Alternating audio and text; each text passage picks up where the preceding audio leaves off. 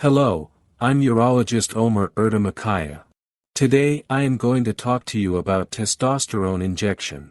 There are two options when it comes to replacement therapy. The first one is intramuscular injection, most commonly used in Turkey. The other is subcutaneous injection. The difference between the two is as follows. Subcutaneous injection is a low-cost system that is easy to use with small needles like insulin injectors, can be self-administered, and is used at a lower dose to achieve the same level in the blood. But the amount you administer is smaller, you can apply it to a smaller volume. And where it's injected, the testosterone distributes more slowly because it's injected into the subcutaneous adipose tissue. And because the blood supply to where the adipose tissue is weak, it's distributed more slowly than with intramuscular injection. Also, since you are injecting it in small doses, the testosterone level does not suddenly shoot up, as it does with intramuscular injection. The testosterone level in the blood reaches a certain level within weeks, and in a more stable way. But what are the disadvantages of intramuscular injection? You can administer large amounts of testosterone, but there are peaks. In the first week of administration, there is a marked increase and then a decrease in testosterone in the blood. There is instability here, that is the problem.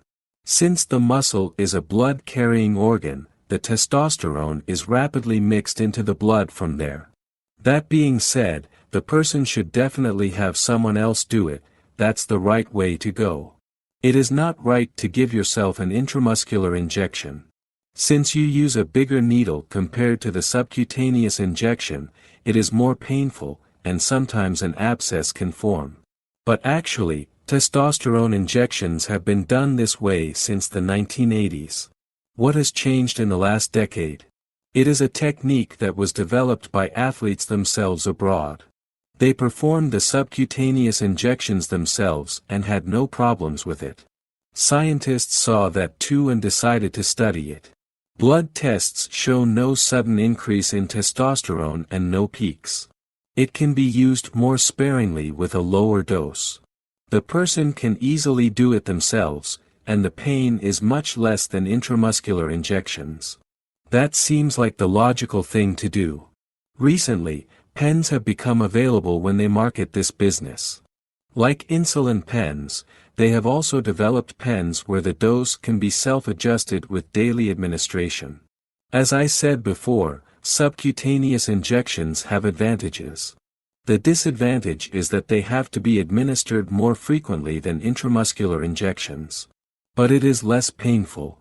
In one study, instead of 200 mg of enanthate injected every 2 weeks, 75 mg of subcutaneous enanthate was given once a week to achieve the same level in the blood and not cause testosterone peaks. In fact, there are many studies that support this, but the most recent study clearly shows that subcutaneous injections are possible and are a good alternative to intramuscular injections. Thank you for listening. Best regards.